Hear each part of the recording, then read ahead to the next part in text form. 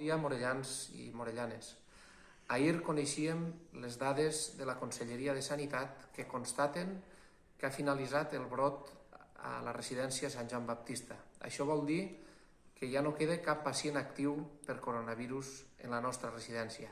Esta és una notícia anhelada, desitjada, una notícia que esperàvem i, per tant, són dades positives, dades esperançadores. En primer lloc, vull tindre un record, una vegada més, cap a totes les víctimes d'este maleït virus, per a totes aquestes persones que ja no estan entre nosaltres. I, com no, també un agraïment immens a tots els treballadors i treballadores de la residència Sant Joan Baptista de Morella, perquè heu estat acompanyant els nostres majors, perquè heu estat cuidant-los i perquè esteu ahí. Esteu ahí cuidant de les persones que més estimem. Per tant, gràcies en nom de tota Morella.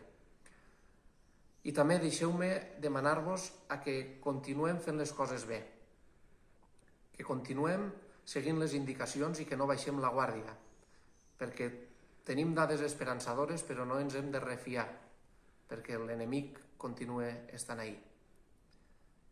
Gràcies, Morella, perquè continueu així, cuidant-vos i fent les coses bé.